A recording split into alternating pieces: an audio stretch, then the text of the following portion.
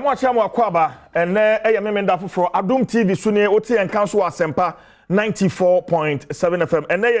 November Bosom Nede Toso Eduno Medasesu Fidino at the Hamiminde Bia Doshrimino and I yet here at the Nawachi Jumedi Yade Bro Jumedi so and someone Edia him now Chimunino Yayiba Kum Yunua and who here pa Nafi Yadu Doshrimino a Siho na Yebobo Humidin. Eddie Chief Jerry Forson, thank you so much for staying with us. Eddie Jumedia Eddie Free Studios have 355 Fanofa Street, Elko Komlimle and Crime. And I did Jumedia Yade Ebrewo.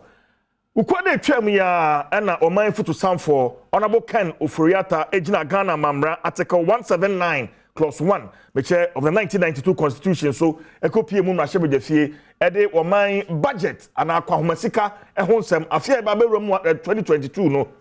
Wade kwato na sebeda for animu na anapay ya bejibre na fei ye bobo budget no mu ye doso no ankasa but answer na no ma some key highlights of budgeter honorable Kanofuriata ede kwato na sebeda for anim 70 ya ebi so anu atede da road tolls on all public roads say ye kan aban no ayi ede afiri ho ukwada no asasemi beto dwa na nwumre no a ena owura kwesi amwakwata ono hwe roads and highways ashare no eso wode kata betu dwa se sada no hamache 12 midnight no ano wayi ede afiri ho adechi a ena speaker of parliament yenye ne saa enti womonsa so nko until sa budget no parliament atena so na wa approve no samra no yenye yimfiri ho ansa ekirei ena kata foforo so efiri the PR department of the Roads and Highways Ministry. By so assembly beto dwa no na basabasa yo bi koso na driver fo bi so muntua menti kra no ebi mu kra prepare na properties bi so yesai no enti sana de no akwa but enai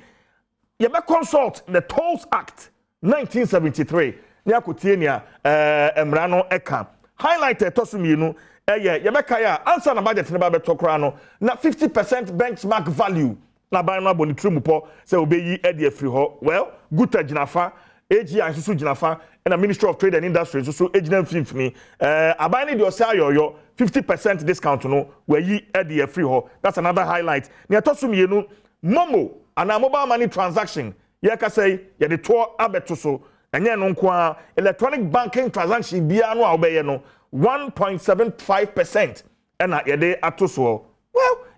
because already you said telcos be on charge 1% credit that and we have become we and command at saying that's another highlight. Now there's been the passage of the tax exemption bill and also so was another key highlight and I pay you to abino abonka you start initiative one which say and also so babe create over 1 million jobs 1 billion Ghana cedis every year and abino say odi ehemu and also so pay ye be twumo enkomo napco and also so be ensem bebre asa na budget e betuja honorable Kanofuriata de atuja say napco trainees and beneficiaries no ya mo 1 year extension say wo mo fanya adwuma akatua no ehonsem no etisen another highlight and also so ebetuja eno no now government is expected to spend 137.5 billion in 2022 wow. And also so yebetu chimu nkomo na yehusa nkomo ni nyina medini bio Eddie Chief Jerry Forson yentwe homa ye ba meni openi kase ba ko ebetu nkomo me ba meda na didi a kyerewo ye ba sisi a